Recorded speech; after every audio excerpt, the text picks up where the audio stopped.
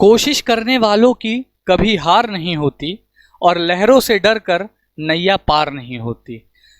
इस कथन को हरिवंश राय बच्चन ने बहुत पहले लिखा था, लेकिन सच करके दिखाया है आज इसरो ने।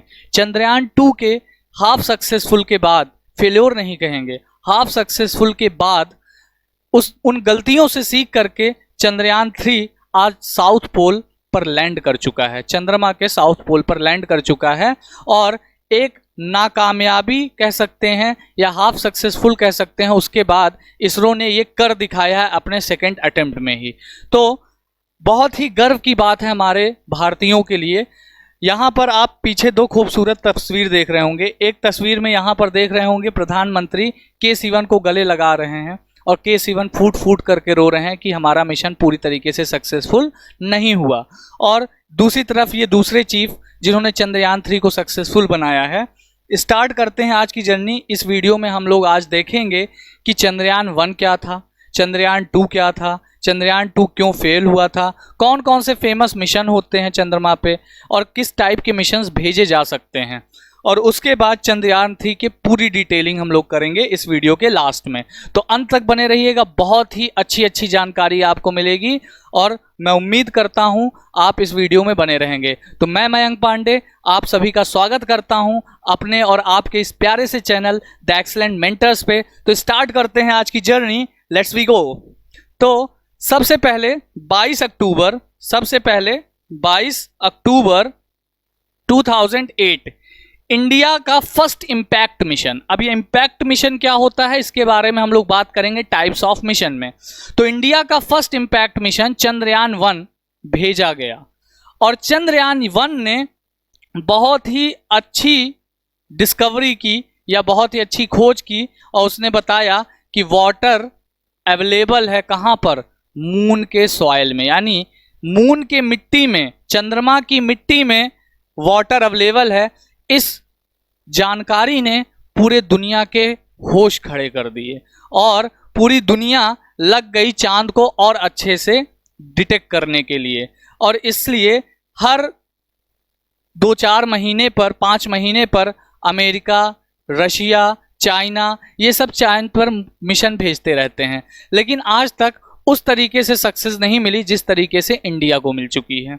तो चंद्रयान 1 के बाद देखा जाता है कितने टाइप के मिशन हो सकते हैं, टाइप्स ऑफ मिशन, कितने टाइप के मिशन हम चांद पर भेजे जा सकते हैं, इसकी बात करते हैं। Number 1, fly by mission.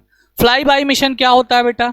Fly by mission चंद्रमा के सरफेस के ऊपर एक कोई भी सैटेलाइट ऐसे फ्लाई करके चला जाता है, मतलब उसके पास से फ्लाई करके उड़ जाता है, ऑर्बिटल में चक्कर नहीं लगाता। तो फ्लाई बाई मिशन क्या होता है? फ्लाई बाई मिशन एक ऐसा मिशन होता है जिसमें कोई भी सैटेलाइट चंद्रमा के ऊपर ऐसे चक्कर करके निकल जाता है। तो फ्लाई बाई मिशन सबसे पहले सक्सेसफुली किया गया था यूएसएसआर यानी सोवियत संघ के द्वारा 1959 में, जिसका नाम था लूना 1। उसके बाद पहला फ्लाई बाई मिशन जिसने ये बताया था कि चंद्रमा के साउथ पोल की पिक कैसी है, मतलब चंद्रमा की साउथ पोल की फोटो जिसने खींची थी वो है 1959 में इसको भेजा गया था, which give the pic of south pole. अच्छा, ये जो दूसरा वाला है ये अक्टूबर में भेजा गया था और ये वाला शायद मार्च में भेजा गया था। तो इस तरीके से क्या होता है कि एक ही साल में यूएसएसआर ने 2 मिशन कर लिए। एक तो पहले फ्लाई बाई मिशन किया जस्ट चंद्रमा के पास पहुंचने के लिए, और जब उसको लग गया कि हाँ आप चंद्रमा के पास पहुंच सकते हैं तो उसने उस पर कैमरा लगा करके दूसरा फ्लाई बाई मिशन किया। नेक्स्ट पे आते हैं। उसके बाद दूसरा टाइप का मिशन होता है बेटा ऑर्बिटल मिशन। सेकेंड टाइप का मिशन क्या होता है? Orbital mission. ऑर्बिटल मिशन में एक सैटेलाइट को मून के नीचे वाले सरफेस के चारों तरफ वो राउंड करता रहता है और राउंड करके उसकी फोटोज भेजता है, उसकी डिटेलिंग करता है। और पहला सक्सेसफुल ऑर्बिटल मिशन फिर से यूएसएसआर के द्वारा ही हुआ 1966 में, जिसको लूना 10 के नाम से जानते हैं। करेंटली 42 प्लस ऑर्बिटल मिशन, इस समय 42 से ज्यादा सैटेलाइट मून के चारों तरफ घूम रहे हैं और ऑर्बिटल मिशन ये सक्सेसफुल हो चुके हैं। और इस दुनिया में 42 से ज्यादा ऑर्बिटल मिशन सक्सेस हो चुके हैं अलग अलग देशों के। नेक्स्ट पे बात करते हैं। तीसरा होता है बेटा इंपैक्ट मिशन। इम्पैक्ट मिशन में क्या होता है, जो ऑर्बिटर होता है और जो चंद्रमा के चारों तरफ सैटेलाइट ऑर्बिट करता रहता है उसको ऑर्बिटर कहते हैं। तो ऑर्बिटर से एक कोई एक्सप्लोजिव टाइप का बॉम्ब टाइप की चीजें नीचे गिराई जाती है जो चंद्रमा के सरफेस पे गिरती है और बड़ा सा विस्फोट करती है। जब बड़ा सा विस्फोट होता है तो उसके धूल मिट्टी के पार्टिकल उड़ते हैं और उस बॉम्ब में कुछ मशीनें लगी होती हैं जो कि ये डिटेक्शन करती है कि उस धूल में क्या था, उस मिट्टी में क्या था। और पहला इम्पैक्ट मिशन जो हमारा चंद्रयान-1 था वो इम्पैक्ट मिशन था, यानी ऑर्बिटर जा करके एक एक्सप्लोजिव कहां पर गिराया, चंद्रमा के सरफेस पे गिराया। जिस जगह पर उसने एक्सप्लोजिव गिराया उसे कहा जाता है शैकलेटन क्रेटर, और उस पॉइंट पर जहां पर ये गिरा उसे हम लोग जवाहर पॉइंट कहते हैं। जिस पॉइंट पर गिरा उसे हम जवाहर पॉइंट कहते हैं। ये देखिए यहाँ पे जवाहर पॉइंट आपको दिख रहा होगा। जवाहर पॉइंट से ही हमें ये पता चला कि मून पर वाटर है। कैसे पता चला? पता इस तरीके से चला क्योंकि चंद्राज, इसमें क्या लगा हुआ था, चंद्रयान-1 में एक लगा हुआ था चंद्राज एटीट्यूडनल कंपोजिशन एक्सप्लोरर, मतलब इसको चेज बोलते हैं शॉर्ट फॉर्म में। ये क्या करता है, ये कंपोजिशन को डिटेक्ट करता है, यानी धूल मिट्टी में कौन कौन से पार्टिकल या कौन कौन से तत्व पाए जाते हैं इसको डिटेक्ट करता है। कौन? चेज, जिसको हम लोग क्या कहते हैं, चंद्राज एटीट्यूडनल कंपोजिशन एक्सप्लोरर। और ये उस जगह पे पहुंचा। उसके बाद ऑर्बिटर के पास एक नासा का डिवाइस था जिसको हम लोग कहते हैं मून माइनरोलॉजी मैपर।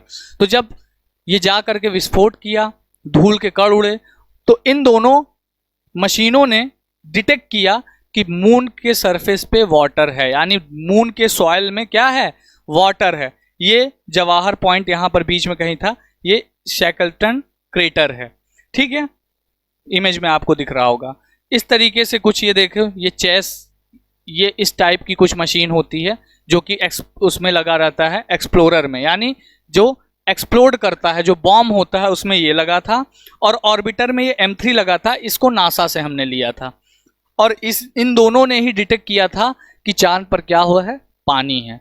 अब चांद पर पानी पाने के बाद दुनिया पीछे लग गई इस चीज को पता करने के लिए, मून को और अच्छे से एक्सप्लोर करने के लिए कि मून पर क्या जीवन पॉसिबल है, अगर पानी है तो जीवन पॉसिबल हो सकता है। तो इसलिए बार बार मिशंस भेजे जाते रहे। नेक्स्ट टाइप का मिशन होता है बेटा लैंडर मिशन।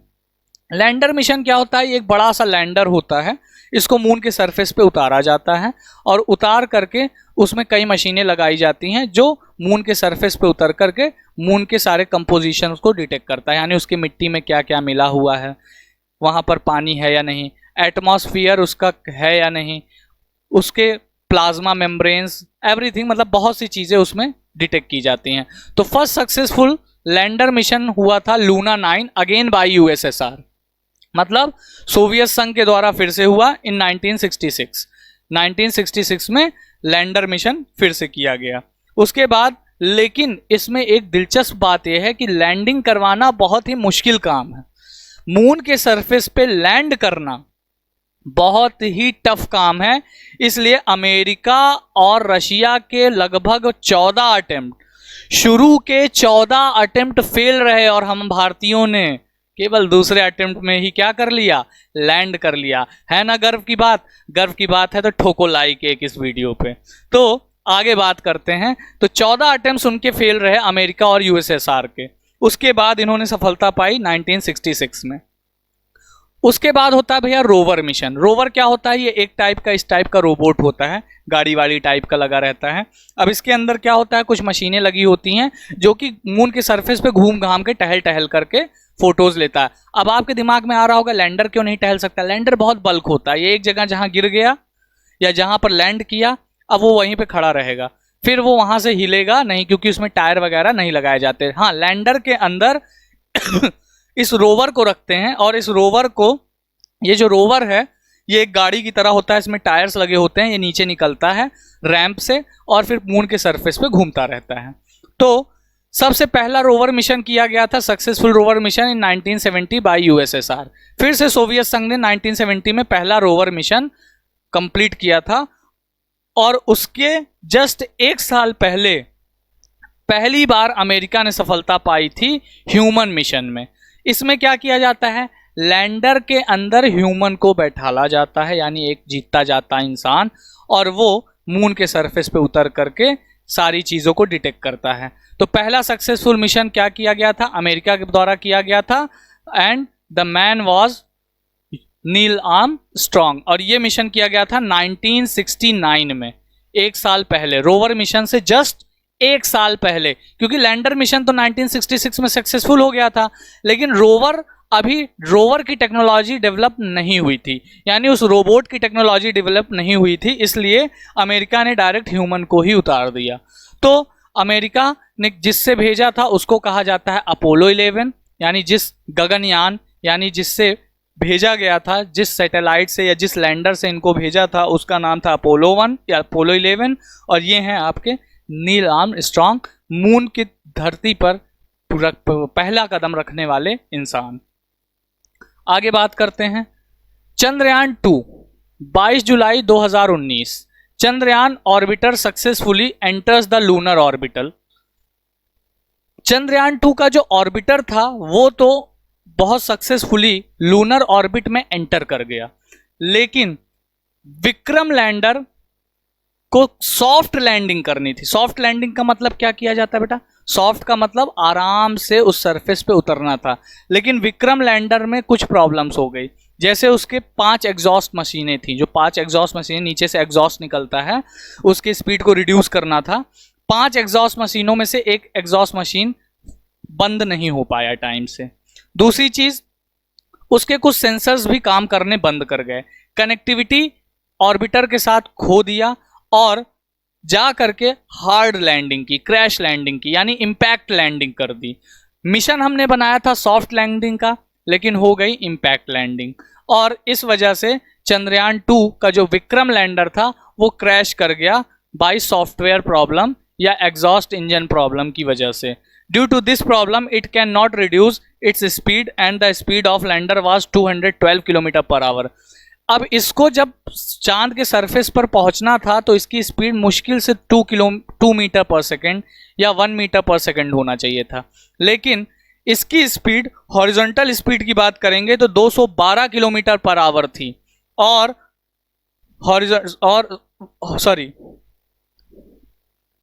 ठीक है, और 173 kilometre per our vertical direction में इसकी स्पीड थी, जिसकी वजह से ये क्रैश लैंडिंग कर गया। ये अपनी स्पीड को रिड्यूस नहीं कर पाया। उसके बाद लेकिन ऑर्बिटल सक्सेसफुली क्या था, ऑर्बिटल सक्सेसफुली ऑर्बिट में अभी भी घूम रहा है। अब इसमें क्या क्या था, इसमें तो एक था क्या कहते हैं लैंडर क्राफ्ट, एक था ऑर्बिटल क्राफ्ट, और एक था रोवर। ऑर्बिटल क्राफ्ट तो सक्सेसफुली ऑर्बिट में रिवॉल्व कर रहा था, लेकिन जो लैंडर क्राफ्ट था ये जाकर के क्रैश लैंडिंग कर दिया, कहां पर, चांद के सरफेस पे। तो ये दोनों तो डिस्ट्रॉय हो गए, लेकिन ऑर्बिटल आज भी अच्छे से वर्क कर रहा है। इसलिए चंद्रयान 2 को हम लोग फेल्योर मिशन नहीं कहेंगे, बल्कि हाफ सक्सेसफुल मिशन कहेंगे। और आप भी इस बात को याद रखिएगा कि चंद्रयान 2 फेल नहीं हुआ था। एक भारतीय होने के नाते आपको इस बात को स्वीकार करना चाहिए कि चंद्रयान 2 आधा सक्सेसफुल मिशन था, ना कि फेल मिशन था। अपने जीके में थोड़ी सुधार कीजिए। Now the history repeats. Chandrayaan 3 की बात करता हूं अब। लॉन्च डेट 14 जुलाई 2023। किससे लॉन्च किया गया, LVM 3, launch vehicle mark 3 rocket. Launch vehicle mark 3 rocket में यहां पर देखेंगे तो यहां पर एक बीच में एक एग्जॉस्ट पैनल है जिसको L110 कहते हैं, साइड में 2 हैं जिसको S200 कहते हैं, उसके बाद बीच में एक C25 कहा जाता है, और आगे हमारा सैटेलाइट GSAT-19 लगा हुआ है। और ये जो रॉकेट है ये लगभग 5700 किलोग्राम के वजन को लिफ्ट करके ले जा सकता है, कहां पर, स्पेस में। और हमारा जो सैटेलाइट था वो लगभग 3700 किलोग्राम का था, 3700 नहीं 3900 किलोग्राम का था। इसकी वजन 3900 किलोग्राम था, और इस रॉकेट ने बड़े इजीली इसको उठा करके वहां पर ले गया। अब इसका नाम देखो LMV 3 क्यों कहा गया, क्योंकि इसमें 3 स्टेज सेपरेशन होता है। 3 स्टेज सेपरेशन का मतलब यहाँ पे ये जो एग्जॉस्ट इंजन लगे होते हैं ये धीरे धीरे करके अपने आप को सेपरेट कर लेते हैं और लास्ट में जब ऑर्बिट में एंटर करता है सैटेलाइट तो सिर्फ ये आगे का पार्ट बचा रह जाता है, बाकी पीछे का पूरा सेपरेट होकर के वापस अर्थ पर गिरा दिया जाता है। इनका काम सिर्फ इस सैटेलाइट को ऑर्बिटल में एंटर करवा देना होता है बस। उसके बाद इनका कोई काम नहीं होता है, ये वापस अर्थ पर गिर जाते हैं अलग होकर के, टूट करके। सिर्फ ये ऊपर का जो इतना पार्ट देख रहे हैं आप सैटेलाइट का, यही हमारा कहाँ पे जाता है, स्पेस में ट्रेवल करता है। आगे की बात करता हूँ। अब ये रॉकेट कैसे उड़ता है। रॉकेट में सबसे पहले इग्निशन करवाया जाता है S-200 इग्निशन से। दो ठो थे, एक इस साइड में एक इस साइड में, दोनों इग्निशन करवाया जाता है। और इसको सबसे पहले उसके बाद आफ्टर 108 सेकेंड, 108 सेकेंड के बाद हम अपना L110 इग्निशन भी ऑन कर देते हैं और लगभग 127 सेकेंड के बाद इस S-200 इग्निशन को यानी S-200 को सेपरेट कर दिया जाता है, यानी अलग कर दिया जाता है। इस जगह पर यहाँ पर सेपरेट कर दिया जाता है और उस समय हम लोग लगभग 62 किलोमीटर के हाइट पर होते हैं और हमारे सैटेलाइट की वेलोसिटी लगभग 1.969 यानी अप्रॉक्सीमेटली कहा जाए तो 2 किलोमीटर पर सेकेंड की स्पीड हमारे किसकी होती है, रॉकेट की होती है। उसके बाद PLF सेपरेशन होता है, फिर L110 सेपरेशन होता है अबाउट PLF सेपरेशन 194 के बाद। उसके बाद L11 सेपरेशन होता है 305 सेकंड के बाद, जिस समय हम लोग होते हैं लगभग 175 किलोमीटर की हाइट पर और उस समय स्पीड होती है लगभग 4.5 किलोमीटर पर सेकंड की स्पीड होती है। कुछ इस जगह पर यहाँ बर्निंग फेज है, यहाँ PLF सेपरेशन है, उसके बाद यहाँ L11 सेपरेशन है। PLF का मतलब आगे का पार्ट निकाल दिया जाता है और L11 सेपरेशन हो जाता है। उसके बाद C25 इग्निशन स्टार्ट होता है। C25 यानी जस्ट सैटेलाइट के पीछे वाला इग्निशन, सैटेलाइट के जस्ट पीछे वाले इग्निशन ऑन किया जाता है और ये इग्निशन लगभग 954 सेकंड तक चलता रहता है। उसके बाद उस समय हम लोग लगभग 174 किलोमीटर की हाइट पर होते हैं, क्योंकि वहां पर आपका सैटेलाइट अब ऐसे नहीं उड़ रहा है, पहले तो ऐसे उड़ता है फिर ऐसे हो जाता है। तो जब L11 सेपरेट हुआ था तब 175 किलोमीटर की हाइट थी, लेकिन जब C25 इग्निशन सेपरेट होता है तो उस समय हमारी हाइट 174 किलोमीटर की होती है और हमारे स्पीड कितनी होती है 10.24 किलोमीटर पर सेकेंड। उसके बाद लास्ट फेज है सैटेलाइट सेपरेशन। अब सैटेलाइट सेपरेशन हो जाता है 969 किलोमीटर की डिस्टेंस पर, 969 सेकेंड के बाद और डिस्टेंस रहती है 179 यानी अप्रॉक्स 180 किलोमीटर की।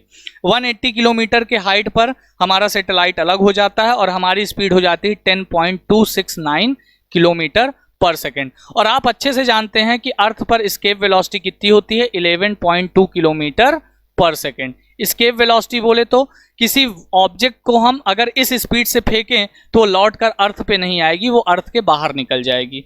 और यहाँ पर स्पीड कितनी गेन हो चुकी है 10.269 किलोमीटर पर सेकेंड। और इतनी स्पीड गेन करने के बाद इसमें पीछे इग्निशन भी है, इस वजह से ये आराम से अर्थ के ग्रेविटेशनल फील्ड को क्रॉस कर चुका होता है। ओके, नेक्स्ट पे आते हैं।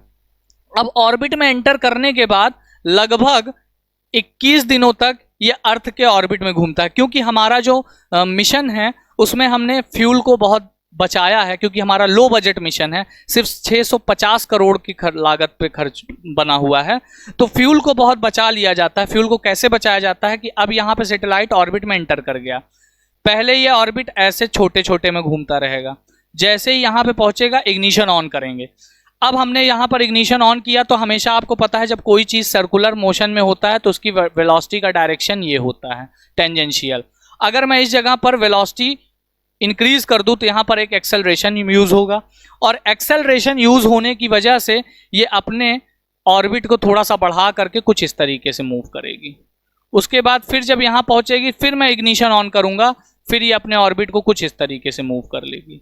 मतलब इस तरीके से बार बार राउंड कर करके हमने अर्थ से काफ़ी डिस्टेंस क्रॉस किया और हमें इग्निशन की ज़रूरत सिर्फ इस प्लेस पर थी। जैसे ही यहाँ पर इग्निशन थोड़ी देर के लिए ऑन करके हम छोड़ देते थे, फिर ऑटोमेटिकली ये पूरा अपने आप अर्थ के ग्रेविटेशन फील्ड की वजह से, यानी ग्रेविटेशन फोर्स की वजह से ये रोटेट करता था। और जैसे ही फिर इस जगह पे आता था, फिर हम इग्निशन ऑन करते थे, जिसकी वजह से ये फिर से क्या हो जाता था, अपने ऑर्बिट को बढ़ा लेता था। इस तरीके से बार बार हम ऑर्बिट को बढ़ाते हुए अर्थ से काफ़ी डिस्टेंस पर आए और बाद में 21 दिन के बाद, दिन था 5 अगस्त। कौन सा दिन था? 5 अगस्त 2023। 5 अगस्त 2023 को इस सैटेलाइट ने लूनर ट्रांसिट ट्रेजेक्टरी मिशन किया और लूनर ऑर्बिट में एंटर कर गया। लूनर ऑर्बिट में एंटर करने के बाद ये 18 दिन तक लूनर ऑर्बिट में घूमेगा। अब यहां पर इसके पास फ्यूल क्या होगी? फ्यूल जो बचा था, अब उसका यूज क्या होगा? अब इसकी स्पीड को रिड्यूस करने का। अब जब यहां पर आएगा तो इसकी स्पीड रिड्यूस की जाएगी। जब यहां पे पहुंचेगा तो स्पीड रिड्यूस कर दी जाएगी, जिससे इसका ट्रेजेक्टरी पाथ कम हो जाएगा। फिर मूव कर देंगे, उसके बाद फिर यहां पर कम कर दिया जाएगा, फिर इस तरीके से। तो हर जगह जैसे ही यहाँ पे, अब यहाँ पर लूनर मिशन में क्या होगा कि यहाँ पर इसने एंटर किया, यहाँ पर मान लो चंद्रमा है, तो ये ऐसे चल रहा है। यहाँ पर इस सैटेलाइट को उल्टा कर दिया जाएगा, 180 डिग्री उल्टा कर दिया जाएगा।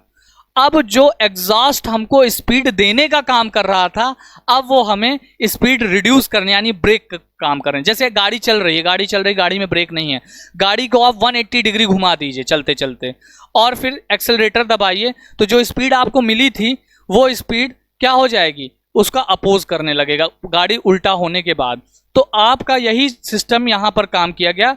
सैटेलाइट को 180 डिग्री रोटेट किया गया और एग्जॉस्ट को ओपन किया गया, जिससे उसको क्या हुआ, इसकी रिड्यूस कम हो करके कुछ इस तरीके से चली। फिर यहाँ पे जब पहुंचा, फिर से एग्जॉस्ट ओपन किया गया, फिर इस तरीके से चली, फिर इस तरीके से चली, फिर इस तरीके से चली और चलते चलते मून के चारों तरफ एक सर्कुलर ऑर्बिट में चला गया। और मून का जो सर्कुलर ऑर्बिट था वो लगभग 100 किलोमीटर के पास आ गया। तो ऑर्बिटर तो नहीं था इस मिशन में। इस मिशन में ऑर्बिटर इसलिए नहीं था क्योंकि हमने चंद्रयान 2 का ऑर्बिटर सक्सेसफुली क्या किया था, इंसर्ट करवाया था। और इस मिशन में चंद्रयान 3 में हमने सिर्फ लैंडर भेजा था, रोवर भेजा था और प्रोपल्शन मॉड्यूल भेजा था। प्रोपल्शन मॉड्यूल क्या होता है? जो लैंडर को उतारता है और ऑर्बिट तक पहुंचाता है। ऑर्बिटर हमने नहीं भेजा था, ऑर्बिटर हमने इस मिशन में नहीं भेजा था। क्यों नहीं भेजा था? क्योंकि चंद्रयान 2 का ऑर्बिटर ऑलरेडी वहां मौजूद था, जिससे इसकी कनेक्टिविटी हो गई, तो ऑर्बिटर की कोई ज़रूरत नहीं थी। उसके बाद जब यहाँ पर एंटर कर गया, अब यहाँ पर वो लैंडर अपने लिए एक सेफ पैसेज ढूंढता है कि कहाँ पर उसको लैंड करना है। और लैंडर पर एक कैमरा लगा होता है, जिससे वो पूरे मून को डिटेक्ट करता है कि कहाँ पर उबड़ खाबड़ जगह ना हो करके नॉर्मल प्लेन एरिया हो, क्योंकि उबड़ खाबड़ अगर ये लैंड करेगा तो ये पलट भी सकता है। तो प्लेन एरिया को इसने क्या किया, डिटेक्ट किया और डिटेक्ट कर करके अच्छे से ये लैंड किया। और लैंड करते वक्त इसकी स्पीड लगभग 2 मीटर पर सेकेंड इसकी वर्टिकल वेलोसिटी एंड 1.73 मीटर पर सेकेंड इसकी हॉरिजॉन्टल वेलोसिटी होनी चाहिए थी। और इसने बखूबी इस वेलोसिटी को एक्वायर किया उतरने से पहले और अच्छे से लैंड किया। हालांकि इसरो चीफ का ये कहना था कि अगर इसके इस बार पूरे सेंसर खराब हो जाएं, इसके एग्जॉस्ट इंजन खराब हो जाएं, इसमें कोई भी दिक्कत आ गई, तब भी ये सेफली लैंड करेगा। ऐसा क्यों कहा गया था, उसका रीज़न हम लोग अभी बात करते हैं। तो सबसे पहले मेजर स्पेसिफिकेशंस देखते हैं प्रोपल्शन मॉड्यूल में। तो मेजर स्पेसिफिकेशन जो था यहाँ पर देखा जाएगा, तो यहाँ पर मिशन की जो लाइफ है वो लगभग 3 से 6 महीने की होती है। हालांकि पेलोड की, मतलब 3 से 6 महीने तक इस पेलोड को हम अंतरिक्ष में घुमा सकते थे, कोई दिक्कत नहीं था। स्ट्रक्चर था मॉडिफाइड वर्जन I3 के। ड्राई मास इसमें डाला गया था लगभग 448 किलोग्राम। उसके बाद प्रोपेलेंट मास, जो एग्जॉस्ट मास होता है, जो प्रोपल्शन मॉड्यूल में जो फ्यूल यूज होता है, वो लगभग 1696 किलोग्राम था। टोटल पीएम मास 21,145 किलो। ठीक है, इसको प्रोपल्शन मॉड्यूल मास कहते हैं, मतलब फ्यूल को लेकर के। पावर कितना जनरेट करता है? 738 वाट। कम्युनिकेशन क्या है? एस बैंड ट्रांसपोर्टर, TTC जिसको कहते हैं। एल्टीट्यूड सेंसर लगा हुआ है इसमें। और propulsion system by propellant propulsion system, यानी दो प्रपल्शन मॉड्यूल इसमें, मतलब दो एग्जॉस्ट इंजन लगे हुए होते हैं। नेक्स्ट की बात करते हैं, मेजर स्पेसिफिकेशन ऑफ लैंडर की बात कर लेते हैं। तो मिशन लाइफ इसका एक लूनर डे है, यानी एक लूनर डे का मतलब 14 दिन तक ये मून के सरफेस पर वर्क कर सकता है। मास क्या है इसका, 1749 किलोग्राम, मतलब 1749 किलोग्राम का सिर्फ हमारा क्या है, लैंडर है, इंक्लूडिंग रोवर, रोवर को लेकर के। पावर इसके पास 738 वॉट का है। उसके बाद पेलोड इसके पास 3 है। पेलोड क्या होता है, जो इसमें मशीन्स लगी होती हैं, जो यूजफुल मशीन्स लगी होती हैं, जो चंद्रमा के सरफेस पर उतर करके चीज़ों को डिटेक्ट करता है, उसको पेलोड कहा जाता है। तो पेलोड इसमें कितना है, 3 है। डायमेंशन इसका क्या है, 2000 इंटू 2000 टू 1166 मिलीमीटर क्यूब, मतलब ये जो डायमेंशंस दिया है ये मिलीमीटर में दिया हुआ है। उसके बाद लैंडिंग साइट, अच्छा चंद्रयान 2 फेल्योर इसलिए हुआ था क्योंकि उसका लैंडिंग साइट भी बहुत कम था, 500 इंटू 500 मीटर का लैंडिंग साइट दिया गया था। और इस चंद्रयान 3 को हमने 4 इंटू 2.73 किलोमीटर का लैंडिंग एरिया दिया है। मतलब चंद्रयान 2 को जहां इतने में लैंड किया गया था, चंद्रयान 3 को एरिया दे दिया गया लगभग 40 टाइम ग्रेटर, 40 गुना ज्यादा एरिया प्रोवाइड किया गया था कि आप इसमें कहीं भी उतर सकते हैं। तो इसलिए जब ज्यादा एरिया दिया गया तो उसने अपने आराम से अपने लिए जगह खोज ली कि हमें कहां उतरना है। और उसका कैमरा अगर काम ना भी करता तो चंद्रयान 2 ने हमें इतनी इमेजेस भेज दी थी कि हम उसमें से अच्छे से इमेज सेलेक्ट कर चुके थे कि हमको इस लैंडर को कहां पर उतारना है। उसके बाद अगर रोवर की बात करें, रोवर क्या होता है, जो अभी मैंने बताया, जो रोबोट निकलता है। अच्छा, लैंडर का नाम था बेटा विक्रम लैंडर, और रोवर का नाम था प्रज्ञान रोवर। चंद्रयान 2 में भी यही नाम था दोनों का, चंद्रयान 3 में भी नाम बदला नहीं गया, सेम नेम रखा गया है। उसके बाद इसका मिशन लाइफ एक लूनर डे का मतलब 14 दिन, ठीक है। मास क्या है, 26 किलोग्राम का मास है। पावर इसके पास 50 वाट है। इसमें 2 पेलोड लगाए गए हैं, 2 पेलोड लगाए गए हैं मतलब इसमें 2 मशीनें लगाई गई हैं। तो 3 मशीन हमारा विक्रम लैंडर में लगी है और 2 मशीन हमारा रोवर में लगा हुआ है। टोटल 5 मशीन्स हम लोग इसके साथ भेजे हैं जो डिटेक्शन करेगा। अभी हम लोग आगे बात करेंगे कि कौन कौन सी वो 5 मशीनें हैं विद डायग्राम, और वो क्या वर्क करती हैं उसके बारे में भी हम लोग बात करेंगे। सबसे पहले लैंडर पेलोड की बात करते हैं। इसमें सबसे पहले लगा हुआ है रामभा एलपी। रामभा एलपी क्या करता है, to measure the near surface plasma density and its changes with time. Near का सरफेस का जो प्लाज्मा डेंसिटी है, प्लाज्मा यानी मून का जो सरफेस है उसके मिट्टी की डेंसिटी कितनी है, या उसके एटमॉस्फेयर में अगर कोई प्लाज्मा है तो उसकी डेंसिटी कितनी है, ये रामभा डिटेक्ट करेगा। उसके बाद दूसरा है चास्टी, चंद्रास सरफेस थर्मोफिजिकल एक्सपेरिमेंट। ये क्या करेगा, ये लूनर सरफेस का पोलर रीजन का थर्मल प्रॉपर्टी यानी टेम्परेचर वगैरह मेजर करेगा। इसको चास्टी बोलते हैं, यानी Chandra's surface thermophysical experiment.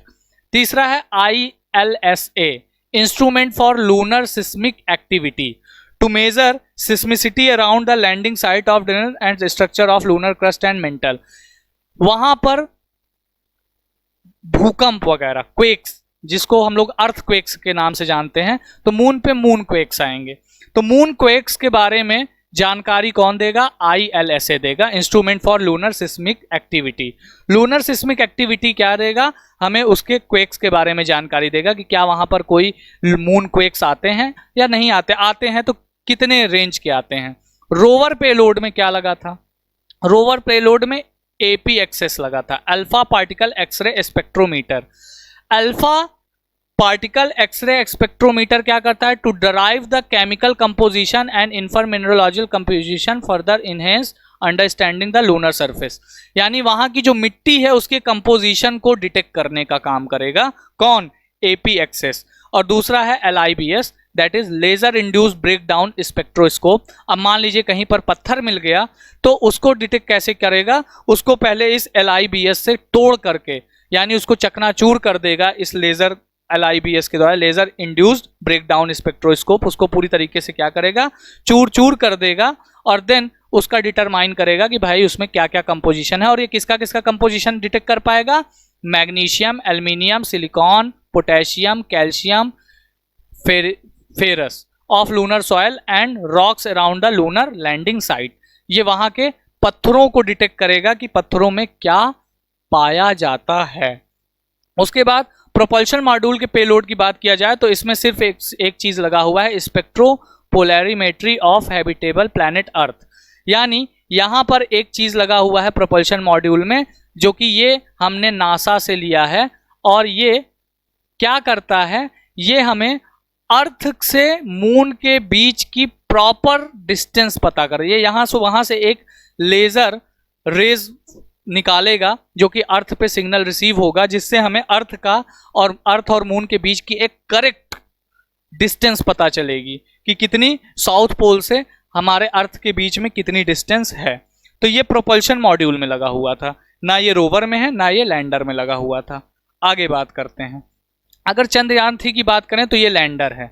Lander में ILSA पेलोड, देखो ILSA पेलोड यहाँ पे लगा हुआ है, ठीक है। उसके बाद ये लिक्विड इंजन है, 2 एग्जॉस्ट देख रहे होंगे आपको। उसके बाद ये लैंडर लेग है, इसको बहुत ही सॉफ्ट तरीके से डिज़ाइन किया गया है ताकि ये आराम से जा कर के बैठ जाए। उसके बाद लेज़र एल्टीमीटर लासा यहाँ पे लगाया गया है। उसके बाद यहाँ पर सोलर पैनल 2 ठो लगाए गए हैं, जो कि क्या कर सकता है, सोलर पैनल यहाँ पर वर्क करेगा इसको पावर देने के लिए, और यहाँ पर लगाया गया है ऊपर की ओर क्या, LRA। उसके बाद यहाँ पर चेस्टे पेलोड लगाया गया है इस जगह पर। लैंडर हॉरिजॉन्टल वेलोसिटी कैमरा, यहाँ पर एक कैमरा लगाया गया है। रिएक्शन व्हील्स, यहाँ पर एक रिएक्शन व्हील्स लगाया गया है। रिएक्शन व्हील्स का मतलब होता है कि ये देखेंगे वहाँ पर क्या रिएक्शन चल रहा है और उसके हिसाब से अपने आप को एडजस्ट करेंगे, मतलब कि चारों तरफ घूम घाम के देखते रहेंगे कि क्या सिस्टम है, ठीक है। उसके बाद आगे चलते हैं, अब आते हैं रोवर पे। रोवर जो है यहाँ पर सबसे पहले तो एक सोलर पैनल लगाया गया है। सोलर पैनल के बाद यहाँ पे RX एंटीना लगाया गया है, जो कि किससे कनेक्ट रहेगा, जो कि हमारे लैंडर से कनेक्ट रहेगा। इस एंटीना को किससे कनेक्ट, जो LRA को किससे कनेक्ट किया गया है, TX एंटीना से कनेक्ट किया। यानी जब रोवर निकलेगा लैंडर से तो सिर्फ और सिर्फ किससे कनेक्ट रहेगा, लैंडर से। और लैंडर किससे कनेक्ट रहेगा, ऑर्बिटर से। और ऑर्बिटर किससे कनेक्ट रहेगा, इसरो से। इस तरीके से डिटेलिंग यानी जो हमें जानकारियां मिलेंगी वो एक से एक स्टेप बाय स्टेप हमको मिलती चली जाएंगी। उसके बाद यहाँ पे सोलर पैनल है। सोलर पैनल हिंज यहाँ पे लगाया गया है। डिफरेंशियल वार्म इलेक्ट्रॉनिक बॉक्स, इसको एक बॉक्स टाइप का बनाया गया, इसके अंदर ढेर सारे इलेक्ट्रॉनिक मशीनें लगाई गई हैं, यानी सर्किट्स हैं। NAV कैमराज, नेविगेशन कैमरा होता है जो कि XYZ नेविगेशन, चारों तरफ का नेविगेशन बताता रहता है कि ये किधर जा रहा है, कहाँ जा रहा है। उसके बाद अभी जल्द ही हमको क्या मिलेगा, इस लैंडर के द्वारा ये जो रोवर है जब वहाँ पे पत्थरों को तोड़ रहा होगा, जब वहाँ पे डिटेक्ट कर रहा होगा, तो इसकी फोटो भी मिलेगी। कितना खूबसूरत दृश्य होगा वो, तो देखने को मिल सकती है। चलिए देखते हैं कब आती है। सोलर पैनल होल्ड डाउन, उसके बाद व्हील ड्राइव असेंबली, यहाँ पर व्हील्स लगे होते हैं। उसके बाद रोकर बोगी, इसको सब कुछ कनेक्ट करने के लिए। तो इस तरीके से ये रोवर का हमारा क्या है, स्ट्रक्चर है। आगे बात करते हैं, रोवर के टायर में एक बहुत ही अच्छी बात है, रोवर के टायर में कुछ इस तरीके की इमेज डाल दी गई है। रोवर जहां जहां जाएगा मून सरफेस पे इस टाइप की इमेज देता चला जाएगा, जिससे चंद्रमा के सरफेस पे एयर तो है नहीं और हवा नहीं है, तो इसलिए ये निशान जल्दी मिटेगा भी नहीं कभी। तो अगर ये निशान मिटेगा नहीं तो चंद्रमा पे हमारा ये अशोक स्तंभ और ये इसरो का जो साइन है ये हमेशा के लिए मून के सरफेस पे बन जाएगा, और ये बहुत ही बड़ी बात है। अब कुछ बात करते हैं चंद्रयान आगे की। Chandrayaan 2 lander has area of land only 500 × 500 metre. इसके पास सिर्फ लैंड एरिया कितना था, 500 × 500 metre, and it depends upon the picture of lander. But in Chandrayaan 3 the area increased by 4 × 2.73 kilometre and detection of land by the help of Chandrayaan 2 orbiter. मतलब चंद्रयान 2 में lander को खुद decide करना था कि उसको कहाँ उतरना है, और उसको एरिया भी हमने कम दे के रखा था। लेकिन चंद्रयान 3 में और लैंडर को हमने डिसाइड नहीं करने दिया कहाँ उतरना। लैंडर पिक्चर भले भेज रहा था बट डिसाइड हम कर रहे थे कि आप उतरेंगे कहाँ पे, और इस तरीके से उसका एरिया भी बढ़ा दिया गया था। और ये अपने कैमरे पे डिपेंडेंट नहीं था, बल्कि चंद्रयान 2 के ऑर्बिटर के कैमरे पे डिपेंड था कि ये कहाँ पर उतरेगा। उसके बाद lander and rover works only for 1 lunar day. ये एक लूनर डे के लिए काम करेंगे। क्यों? क्योंकि 14 दिन तक वहां पर उजाला होता है, यानी सूरज की रोशनी पड़ती है, जिससे टेम्परेचर बहुत डाउन हो जा मतलब बहुत बढ़ जाता है, जिसमें ये आराम से काम कर लेंगे। लेकिन जैसे ही साउथ पोल पर रोशनी पहुंचना बंद हुई तो वहां का टेम्परेचर लगभग -383 डिग्री सेल्सियस का हो जाता है, और इतने कम टेम्परेचर पे सारे सर्किट्स लैंडर और रोवर के डिस्ट्रॉय हो जाएंगे, जिसकी वजह से हमारा जो लैंडर और रोवर होगा वो खराब हो जाएगा। सिर्फ 14 दिन की रिसर्च है, 14 दिन की रिसर्च में जो भी ये पता लगा पाएगा वो हम तक इंफॉर्मेशन पहुंचा देगा, और 14 दिन के बाद ये नष्ट हो जाएगा। प्राउड मोमेंट है ये। We are the 4th nation to land on the moon surface.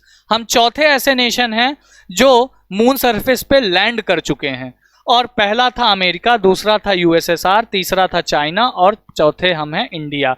लेकिन एक और अच्छी बात है कि हम पहले ऐसे नेशन हैं जो साउथ पोल के सरफेस पे लैंड किए हैं, और इसको ये पहले की जगह हमें सेकंड बनाने के लिए रशिया ने पूरी कोशिश की अपना लूना 25 मिशन भेज करके। लूना 25 मिशन चंद्रयान 3 के 27 दिन के बाद लॉन्च किया गया था, और चंद्रयान 3 से एक दिन पहले लैंड करने वाला था, लेकिन अनफॉर्चुनेटली उसका लूना 25 मिशन क्रैश कर गया और ये फेल हो गया, क्योंकि रशिया ने पूरी कोशिश की थी कि दुनिया नंबर 1 को याद रखती, नंबर 2 को नहीं, इसलिए नंबर 1 हम हो। और इसने अपने लूना 25 का बजट लगभग 1650 करोड़ का रखा था, जहां हम 650 करोड़ में जा रहे थे। 1650 करोड़ का अपना बजट बना करके इन्होंने 27 दिन के बाद लॉन्च किया, और ये ऑर्बिटल में चक्कर भी नहीं काटी, ये डायरेक्ट लूनर ऑर्बिटल में घुसे, और डायरेक्ट लूनर ऑर्बिटल में घुसने के बाद इनका लूनर ऑर्बिटल में पहुंचने के बाद जो सॉरी मिशन है वो क्रैश कर गया, और ये नंबर 1 बनने की जो इनकी चाहत थी वो धरी की धरी रह गई। ठीक, आगे बात करते हैं। Now ISRO works on Gaganyaan. इस समय इसरो गगनयान पर काम कर रहा है, और 2025 तक हम हो सकता है देखें कि गगनयान बन के तैयार हो जाएगा। और गगनयान एक ऐसा स्पेस मिशन है जिसमें कोई मानव यानी इंसान स्पेस में जा सकता है। तो गगनयान पर इसरो इस समय वर्क कर रहा है। धीरे धीरे हम आगे बढ़ रहे हैं, धीरे धीरे हम विकासशील से विकसित की ओर बढ़ रहे हैं। इस बात पे आपको गर्व होना चाहिए, और एक भारतीय होने के नाते आपको इस बात पर गर्व करना चाहिए कि आप पहले ऐसे देश हैं जो साउथ पोल पर लैंड किए हैं। उसके बाद अगर आपको वीडियो पसंद आती है तो thank you for coming and hope you enjoy the video and thank you. आगे मैं और भी ऐसे इन्फॉर्मेटिव वीडियोस आपके लिए लाता रहूँगा, और अगर इस टाइप की इन्फॉर्मेटिव वीडियोस आपको और भी चाहिए तो चैनल को प्लीज़ सब्सक्राइब और लाइक कर दीजिएगा, शेयर कीजिएगा इस वीडियो को बाकी लोगों के साथ, ताकि चंद्रयान के बारे में पूरी तरीके से डिटेलिंग उनको पता चले, और सिर्फ इतने से ही ना रह जाए कि चंद्रयान 3 एक ऐसा मिशन है जिसपे मून पर एक लैंडर उतारा गया है, वो क्या करेगा क्या नहीं करेगा इस बात की भी पूरी जानकारी आपको होनी चाहिए, और किस तरीके से इस मिशन को प्रोसीड किया गया है, कैसे ऑर्बिटल मिशन, कैसे पाथ मिशन बनाए गए, सारी चीज़ों का यहाँ पर मैंने डिस्कशन किया है। और इस मेहनत को आप सफल बना सकते हैं सिर्फ अपने एक शेयर से। Thank you very much.